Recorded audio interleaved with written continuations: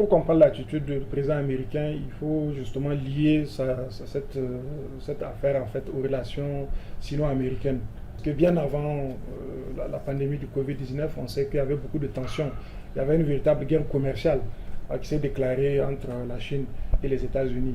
Donc bien avant cette pandémie, il y avait cette tension diplomatique, cette concurrence diplomatique entre les deux pays. Et en plus de ça, vous avez aussi sa posture unilatéraliste. C'est-à-dire que Donald Trump, c'est quelqu'un qui a toujours combattu le multilatéralisme qui était promu par Obama, le précédent président aux États-Unis.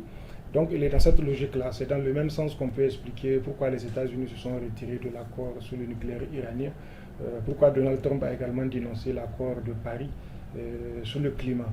Donc le retrait de l'OMS peut s'inscrire dans cette logique unilatéraliste, America First, c'est ça son slogan en matière de politique étrangère. L'idée ici, c'est de dire que toute question, toute initiative internationale qui, de son point de vue, ne cadre pas avec les intérêts immédiats des États-Unis et est contre l'opinion de ses électeurs, voilà, il ne peut pas s'y engager. C'est dans cette logique-là qu'on peut expliquer sa décision radicale vis-à-vis de l'OMS. C'est une guerre économique depuis l'arrivée de M. Trump au pouvoir. On sait très bien les relations tendues avec certaines puissances telles que la Chine. Donc je pense que le Covid ne doit pas être un prétexte pour régler d'autres comptes. C'est une pandémie mondiale.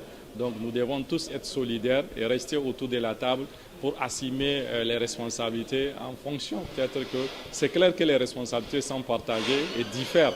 Mais je pense que la décision n'est pas opportune et les Américains, tout comme les Chinois, doivent pouvoir voir l'intérêt global au détriment de leur intérêt économique ou de leur intérêt particulier. Au-delà des experts, c'est l'ensemble de la communauté internationale, des citoyens, des activistes qui sont en tout cas choqués. Et nous sommes également inquiets de cette décision des États-Unis ou bien du président américain de vouloir sortir de l'OMS.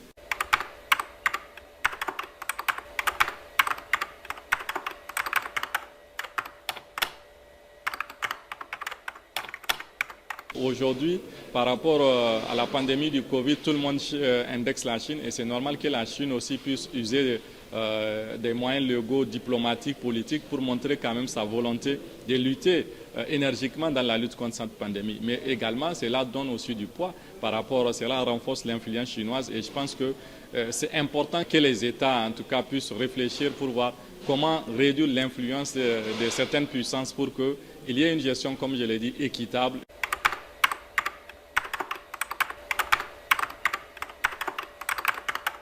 Alors, en termes d'anticipation, il me semble important d'envisager par exemple une augmentation des budgets, des crédits alloués au secteur de la santé. Parce que si le retrait américain se concrétise, si véritablement l'OMS n'est plus à mesure d'apporter l'assistance habituelle aux pays vulnérables, il est important que dès à présent, pour les budgets à venir, que les pays africains puissent faire des arbitrages, voilà, pour allouer plus de ressources au secteur de la santé. Je crois qu'indépendamment même de la décision américaine, compte tenu de la crise de Covid-19, il était important, il était pertinent que les États africains puissent accorder davantage d'importance au secteur de la santé, qui est un secteur stratégique, mais qui est très souvent négligé dans les budgets des pays africains.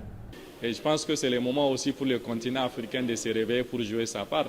On ne peut pas être à la table tant qu'on ne contribue pas et la contribution doit être proportionnelle quand même à ce que l'Afrique a, à ce que nous pouvons donner.